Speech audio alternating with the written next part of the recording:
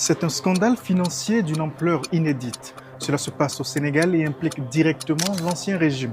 Juste un exemple pour mieux vous situer, plusieurs biens de l'État cédés à des prix controversés. Le building administratif au cœur de Dakar, vendu à 72 milliards de francs CFA, après, tenez-vous bien, une réflexion qui a coûté plus de 40 milliards de francs CFA.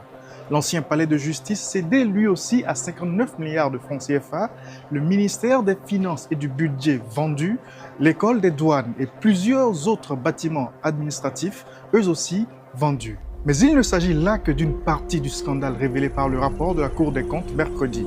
L'audit commandité par le nouveau président Bassirou Diomaye Faye révèle une situation économique bien plus alarmante que celle officiellement communiquée par l'ancien gouvernement. Il expose des irrégularités massives dans la gestion budgétaire du Sénégal. Nous étions loin de nous imaginer que les choses étaient si catastrophiques. Après l'inventaire et l'état des lieux, nous nous rendons compte que nous trouvons le pays au 4e sous-sol.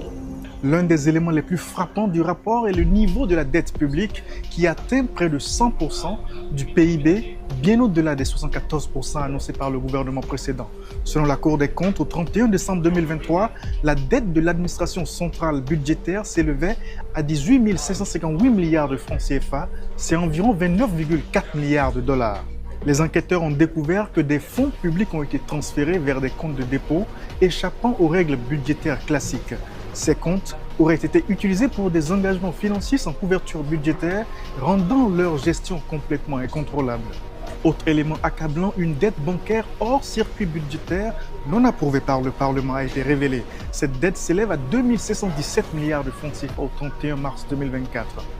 Une chose est sûre, l'ancien président Macky Sall et ses gouvernements successifs pourraient être appelés à répondre de ses choix financiers. Après les anomalies décelées par la Cour des comptes, le ministre sénégalais de la Justice a annoncé jeudi l'ouverture d'une enquête.